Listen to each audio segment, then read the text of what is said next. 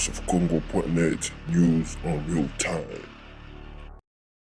Bonjour, très chers téléspectateurs, bonjour vous tous qui nous suivez de partout dans le monde. Vraiment, nous vous saluons tous au nom de notre Seigneur Jésus-Christ. Vraiment, nous sommes là aujourd'hui pour vous. Nous, c'est le frère Pasteur Joe Mapassa. Nous sommes à Johannesburg aujourd'hui.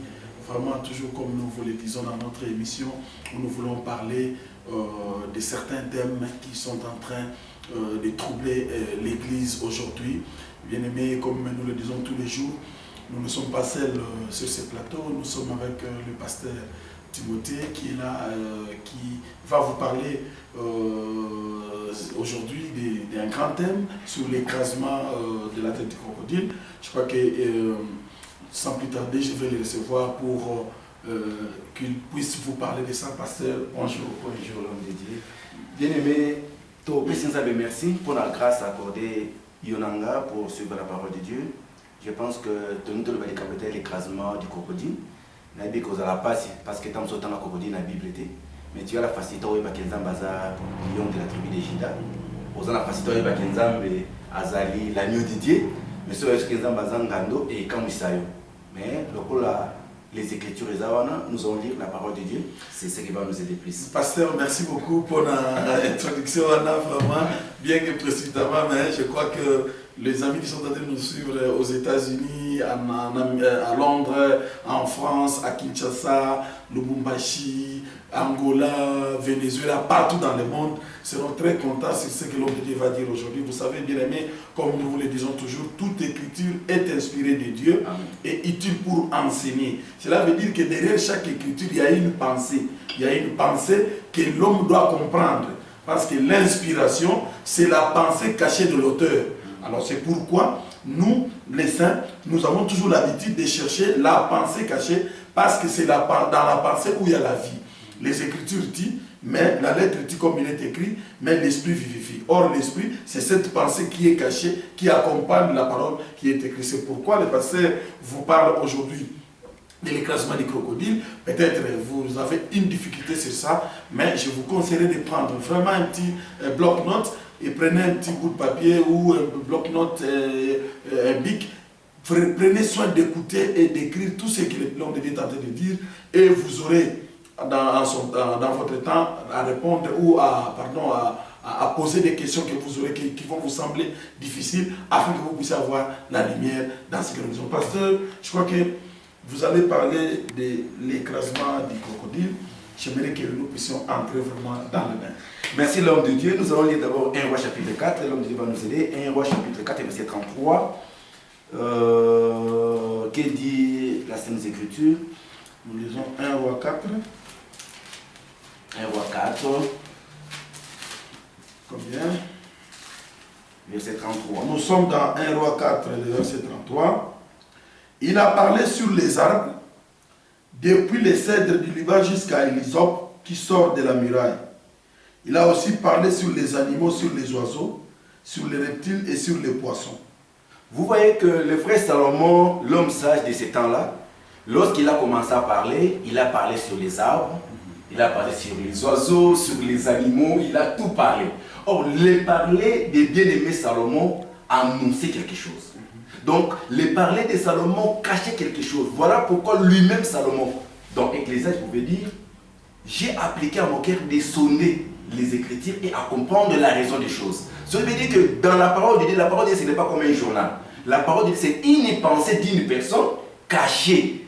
Il faut maintenant qu'il y ait un serviteur de Dieu ou un ministre de Dieu qui viendra pour dévoiler maintenant la pensée qui est cachée. Voilà pourquoi, comme l'homme de Dieu vient de le dire, que derrière les Écritures, il y a une pensée. Donc chaque Écriture a une pensée derrière ça.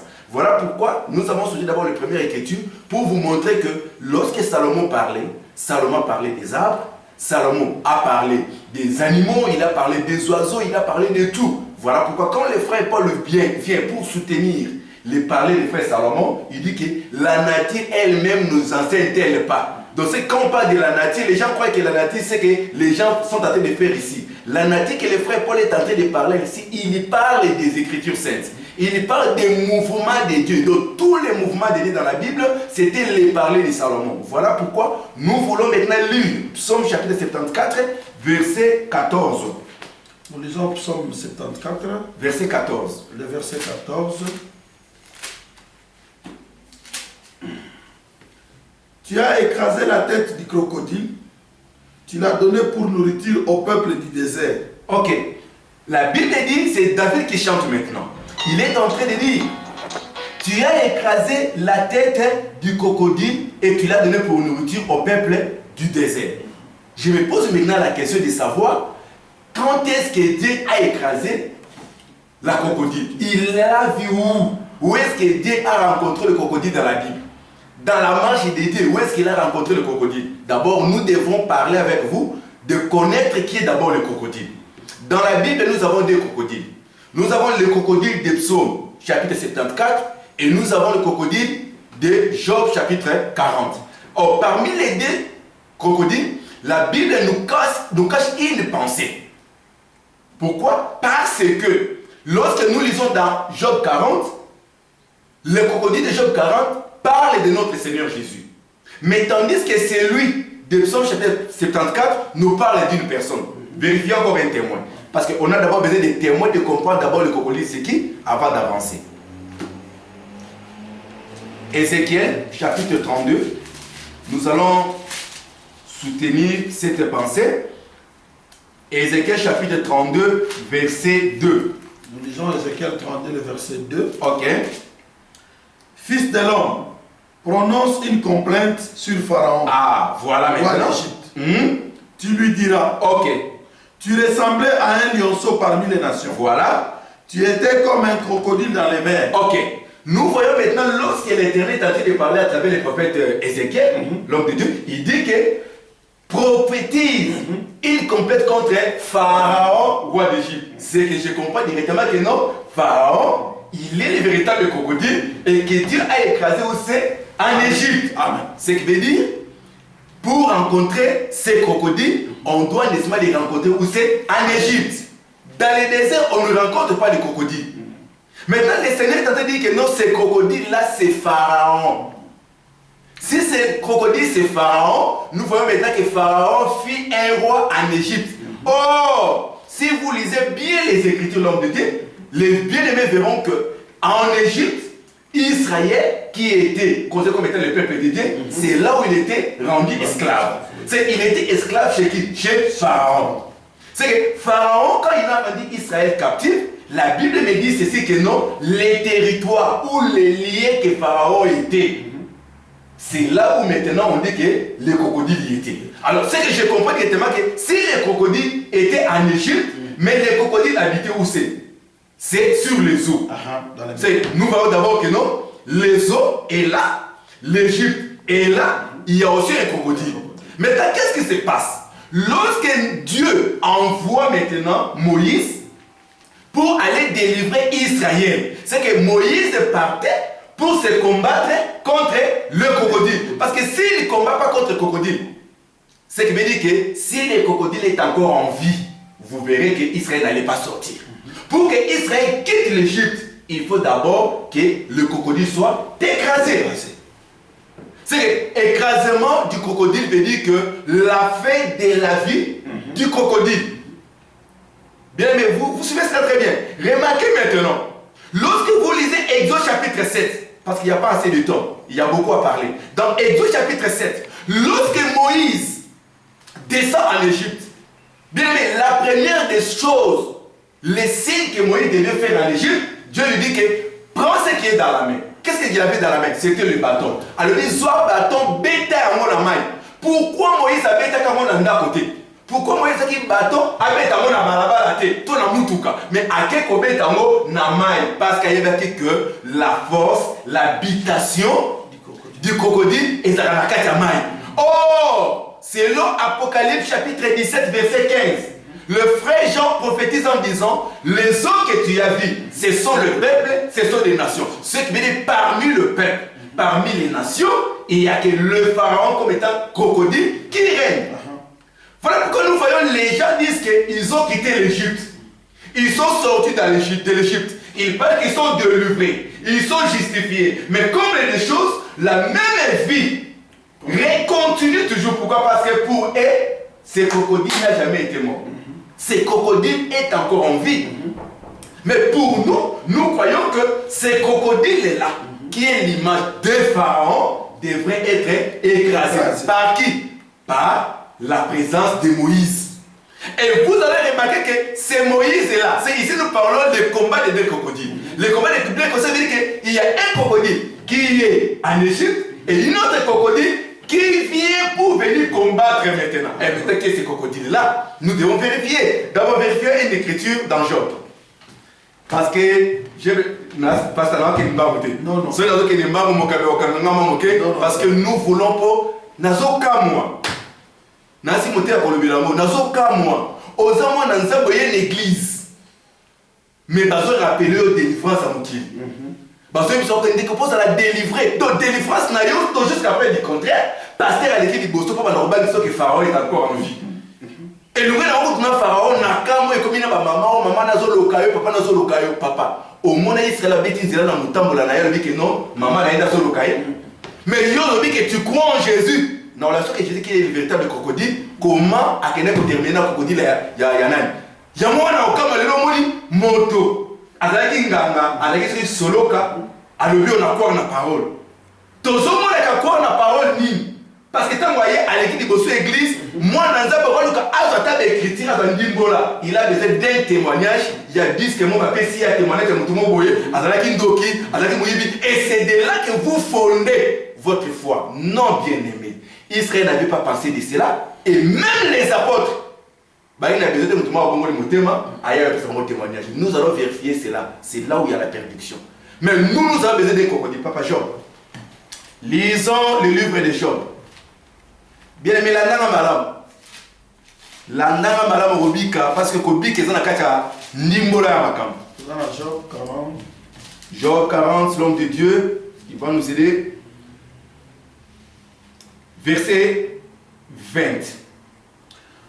Prendras-tu le crocodile à la maison? Est-ce que le crocodile nandobo? Saisiras-tu sa langue avec une corde? Jamais. Mettras-tu un jonc dans ses narines? Lui perceras-tu la mâchoire avec un crochet? Te pressera-t-il des supplications? Te parlera-t-il d'une voix douce? Fera-t-il une alliance avec toi pour devenir à toujours ton esclave? Ok. N'avez dit que nous avons esclave dans le Seigneur Jésus. Dans le véritable crocodile, il y a Job 40, c'est le Seigneur Jésus. Mais je vais prendre un verset au chapitre 41, au verset 17. L'homme de Dieu va nous aider. C'est en vain qu'on l'attaque avec l'épée. La lance, les javelots, la cuirasse ne servent à rien. Ok.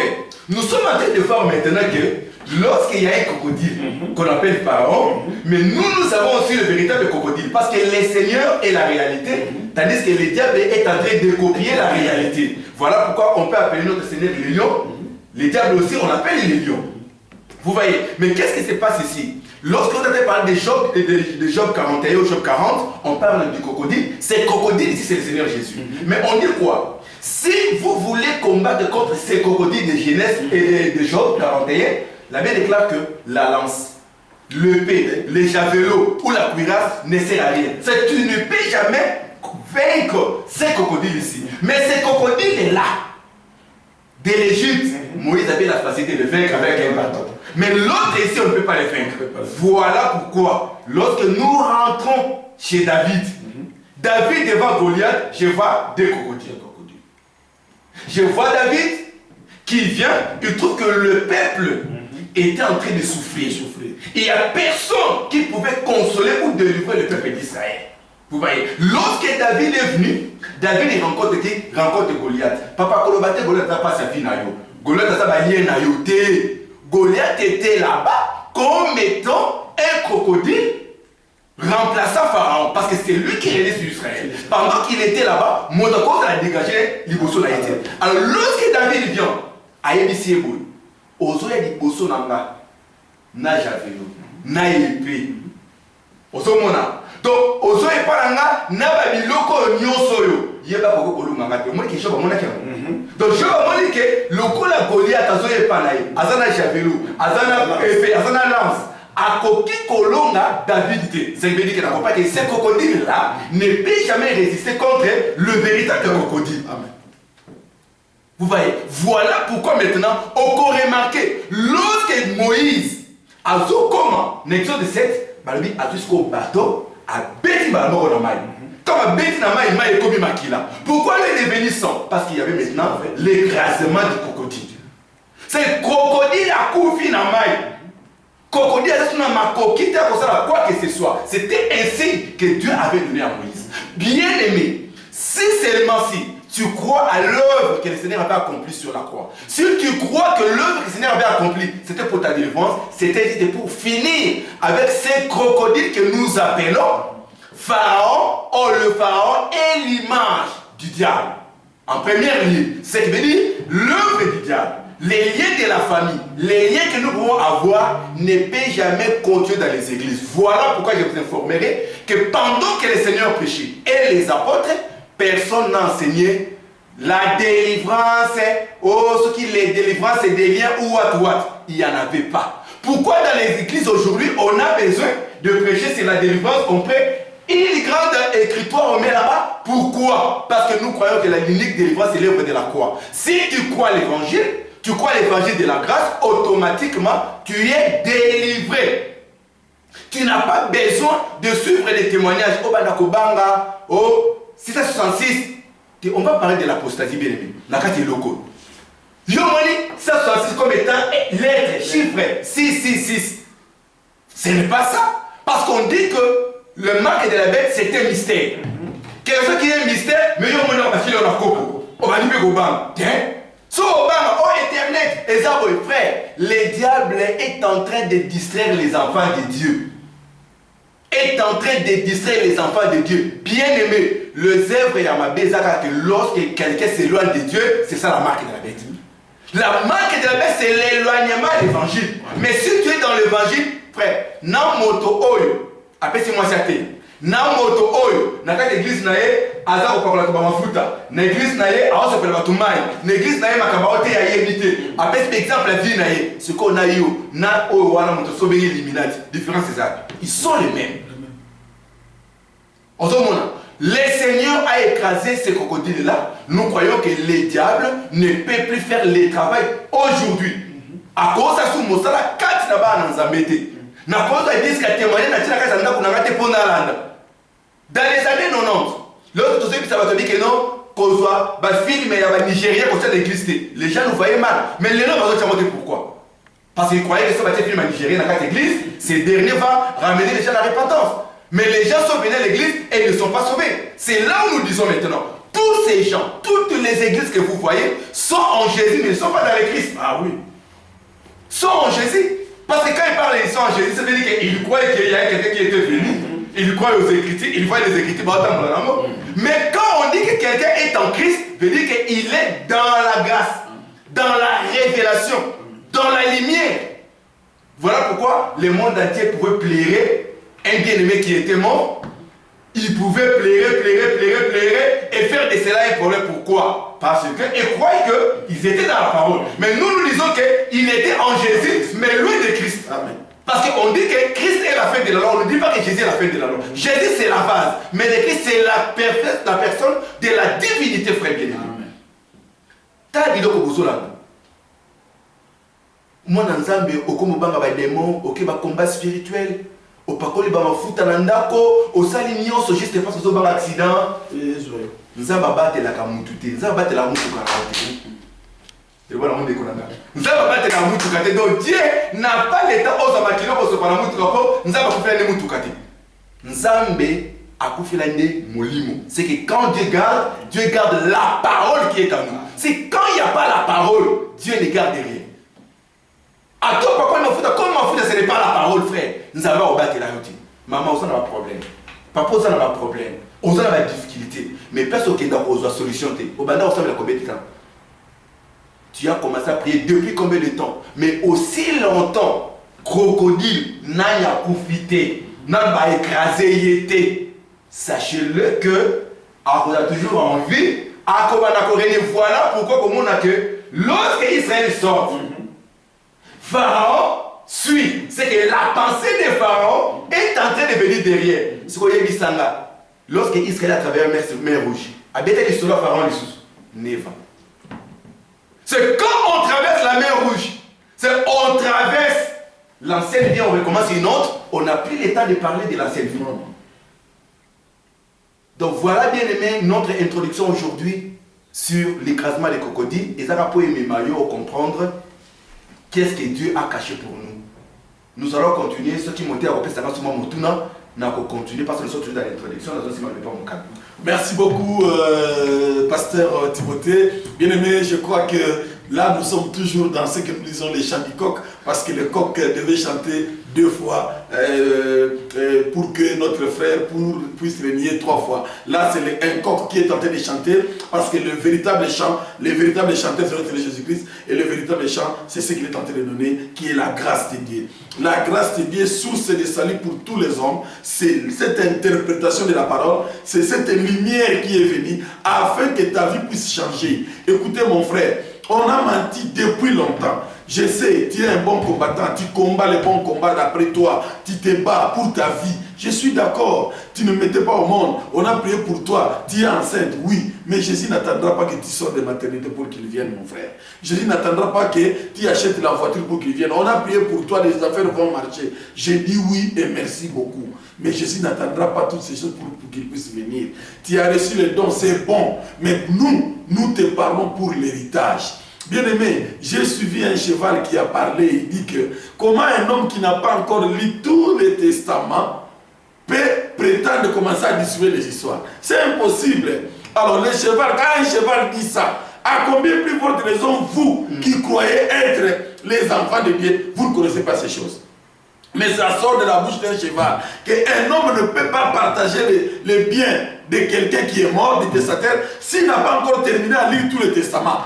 Toi, tu n'as lu que, tu es seulement dans la matière là-bas parce qu'on a dit donner. Tu commences à donner. Tu me dis, tu ne sais pas quelle sera la fin du testament. Mon frère, vraiment, je suis en train de vous, de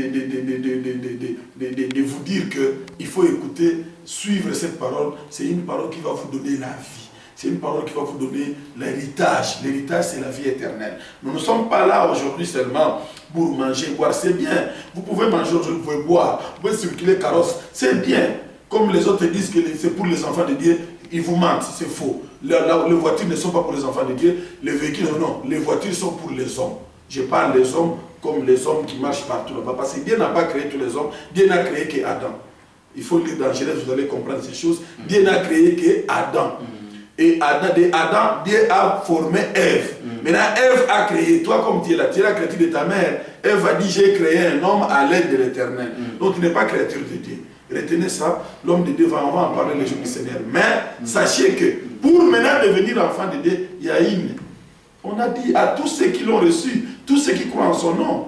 Donc il leur a donné le pouvoir de devenir. Le pouvoir que vous avez, c'est d'écouter l'homme de Dieu et de croire.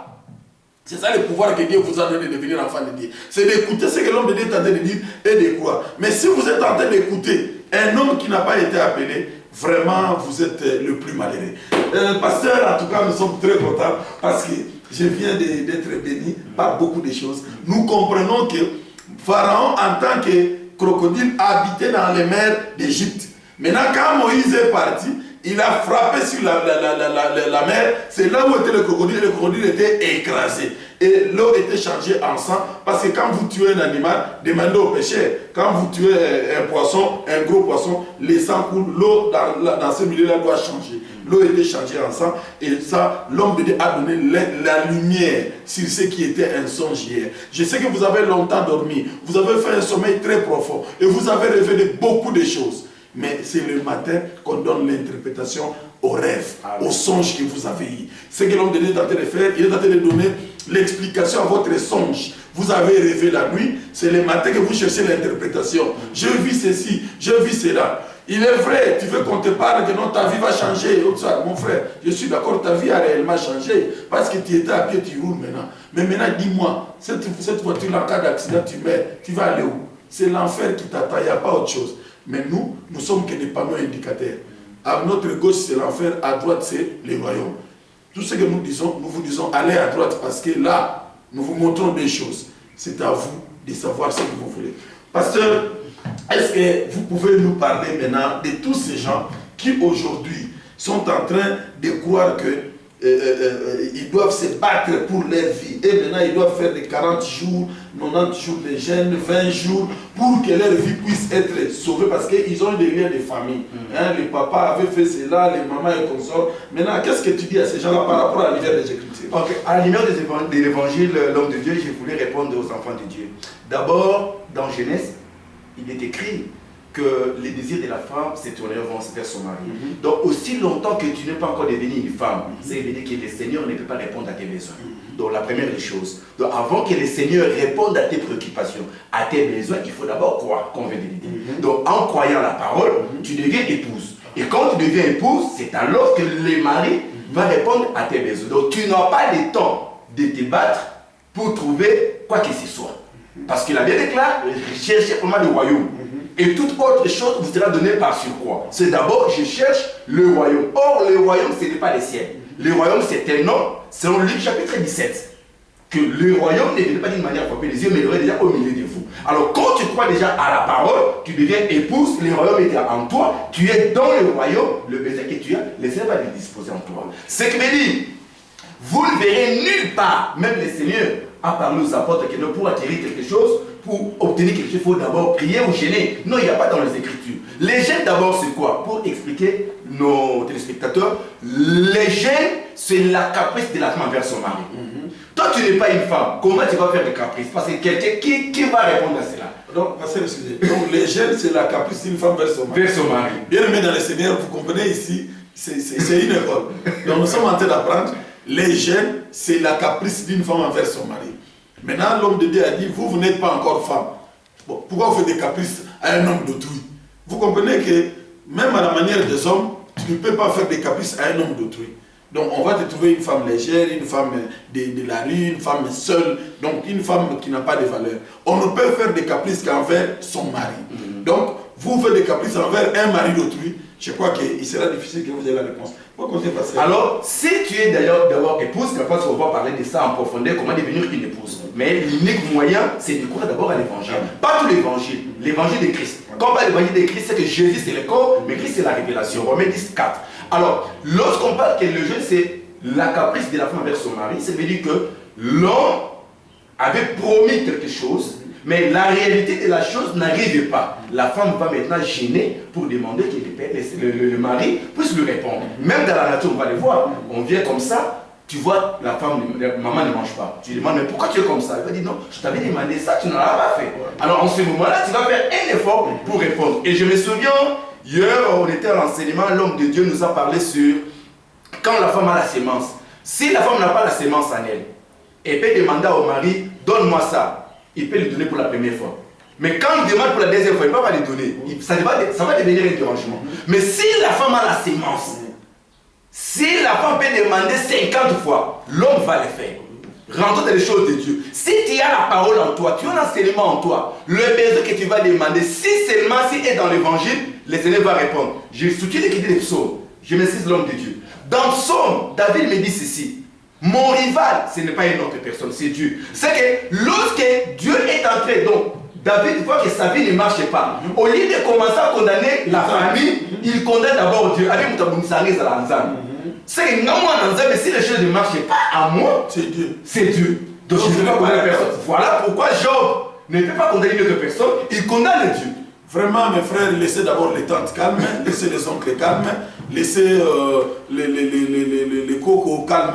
Hein? Si vous êtes d'abord enfant de Dieu, c'est que votre ennemi, c'est d'abord Dieu lui-même qui est votre ennemi. Mais si tu crois, je dis, si vous êtes enfant de Dieu, or on ne peut pas être enfant de Dieu sans croire. Donc je parle des enfants de Dieu, lesquels sont nés. Là je suis dans Jean 1. Merci. Bon. Ok, donc ici, l'homme de Dieu est en train de nous montrer que si vous êtes enfant de Dieu, c'est que votre rival, si les choses ne marchent pas, c'est Dieu, ce n'est pas votre tante. Donc il faut rentrer chez lui, lui dire que hey, mon mari, les choses ne marchent pas, j'ai faim, je n'ai pas ceci, je n'ai pas cela. Donc pour le faire, il faut seulement être la femme de, pour demander à. Vous comprenez? Donc il faut être la femme de, pour demander à. Donc si vous n'êtes pas femme, vous ne pouvez pas demander. Quelque chose encore de très important que l'homme de Dieu vient de dire. Cela veut dire que mon frère, vous devez savoir une chose. L'homme de Dieu a dit, vous êtes, quelqu'un est en Jésus. Comme vous dites là, je suis en Jésus. Jésus même, j'aime Jésus. Oui, mais vous n'êtes pas en Christ. Nous vous demandons de venir en Christ. C'est très important. Jésus, oui, Jésus c'est la vase. Maintenant, Christ c'est l'esprit qui a conduit. Or, Jésus est mort, Christ ne meurt jamais parce que Christ demeure éternellement. Amen. Voilà. Or, nous avons besoin de l'éternité, mon frère. Moi, j'ai dit à quelqu'un, j'ai vu un frère en train de demander à Père Abraham si on peut l'autoriser à rentrer pour aller dire aux gens que non, ce que nous croyons là, ce n'était pas bon. Voilà la vérité. Le frère Abraham lui a dit, il y a Timothée là-bas et ma passe. Si vous ne les écoutez pas, ça ne sert à rien. Donc vous comprenez que nous sommes là pour vous montrer les chemins. Notre émission, vous pouvez réagir, envoyer vos questions, vous pouvez poser des questions ou réagir par rapport à ce que nous disons. Je crois qu'on va vous donner l'email, on va vous donner les numéros de téléphone pour réagir par rapport à ça. Parce que, bien aimé dans le Seigneur, Dieu, il n'y a qu'une seule vérité. La réalité, c'est ce que vous vivez, c'est ce que vous lisez, mais la vérité est en Jésus-Christ. Donc si vous êtes en dehors de Christ, c'est vraiment malheureux, mon frère. C'est vraiment malheureux parce que c'est l'enfer qui vous attend. Donc, Dieu, vous pouvez continuer. Alors, maintenant, comme nous parlons que jeûne, c'est la caprice, maintenant, quel caprice qu'on va faire? Nous avons des alliances, l'ancienne et la nouvelle alliance. C'est là où il y a un problème avec les hommes, entre guillemets, les hommes de Dieu. L'Ancien Testament ou l'Ancien Non, l'ancien, il n'y a que ce testament, il n'y a pas des testaments. Non. Pardon, écoutez, excusez, j'aimerais vraiment qu'on avance calmement parce que je sais que ça va vous amener des problèmes. Parce que moi, je vois tous les pasteurs qui passent à la télé, hein, les mamans, les papas, les consorts, je suis d'accord. Ils passent, ils disent, nous allons lire l'Ancien Testament. Dans l'Ancien Testament, on a dit ceci, dans l'Ancien Testament. Donc, pasteur, je vais poser une petite question. Si un pasteur croit qu'il y a un Ancien Testament et un Nouveau Testament, quel est son sort et le sort de ces bandits? Donc, la première des choses, d'abord, ces pasteurs-là, dont nous l'appelons hommes, qui descendent de la chair, qui se mettent dans les bancs parce qu'ils ne comprennent pas la parole de Dieu. Parce que celui qui l'a appris, que c'est l'Ancien Testament, c'est les théologiens. Donc, les gens qui ont écrit, comme on a écrit Ancien Testament, lui prend comme étant testament. Or, on parle du testament quand il y a un testateur. Moïse n'était pas un testateur. Vous voyez? Et Moïse n'était pas testateur. Et les testaments entrent en vigueur s'il y a la mort du testateur. Ça, c'est ce qui est écrit. C'est lui dans Hébreu 9. Alors, lorsque maintenant Moïse n'était pas un testateur, il n'était pas. C'est un animal qui était mort. C'est l'animal qui était mort qui inaugure une alliance. En ce moment-là, on va dire maintenant le testament de l'agneau. Mais l'agneau n'a pas donner un testament, il n'a pas donné d'instruction. Or, tout cela parlait d'un homme. Voilà pourquoi nous croyons que nous sommes dans un testament, le testament de la nouvelle alliance que nous appelons la nouvelle alliance ou le nouveau testament. Mais l'ancien testament n'existe pas parce qu'il n'y a pas dans les Écritures. Donc, tous ceux qui prêchent comme ça sont dans le rêve. C'est pourquoi j'ai dit que non, dans l'ancienne alliance. Donc, mon frère et ma soeur, d'abord, les faits seulement qu'on dit, lisons dans l'Ancien Testament, c'est déjà une entorse par rapport aux Écritures. Vous qui cherchez à savoir quelle est la différence entre telle église et notre église, les pasteurs parlent bien. Mais quand il a dit que c'est l'Ancien Testament, il doit d'abord vous expliquer c'est quoi un testament et comment on peut avoir un ancien et un nouveau testament. Or, si quelque chose est ancien, c'est qu'il est appelé à disparaître, c'est que je le ferai bien sûr. Oui. Voilà, donc s'il y a déjà quelque chose de nouveau, moi je trouve que l'ancien n'a plus de valeur. C'est pourquoi l'homme de Dieu dit que l'Ancien Testament, on n'a pas l'Ancien Testament, nous n'avons qu'un seul testament. Et dans ce testament, il y a deux alliances, l'ancienne et la nouvelle. Tous les deux forment un seul testament. Donc les deux alliances dedans, dans un testament. Moi je crois que c'est ce que...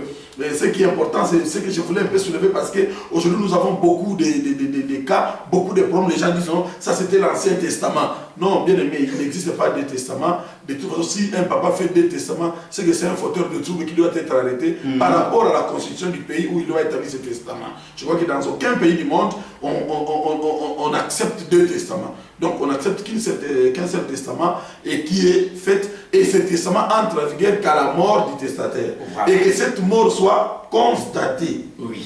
Et vu que celui qui constate la mort, ça doit ne se mettre que Dieu. Ah bon?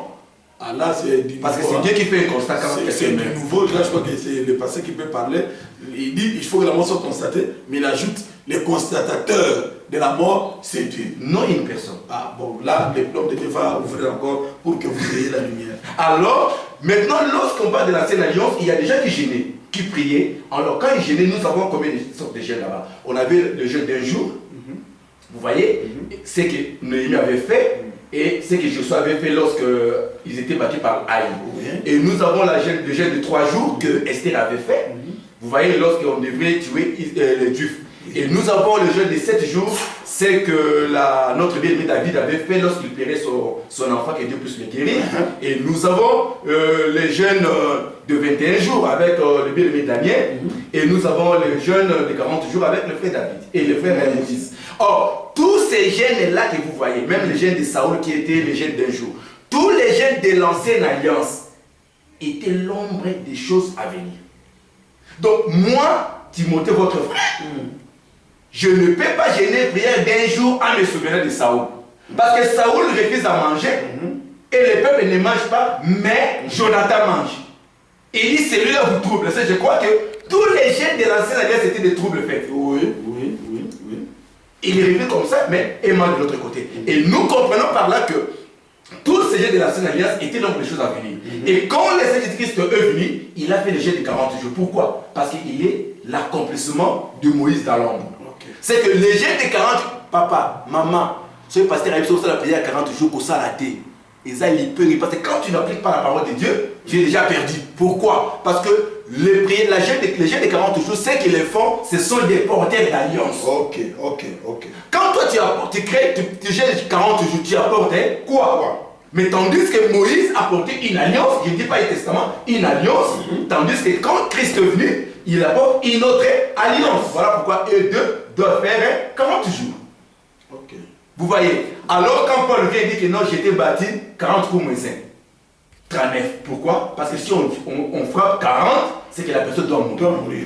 Donc Moïse devrait mourir. Après, il entre dans le travail. Mais en entrant dans le travail, il va mourir maintenant dans la vie, à l'âge de 120 ans.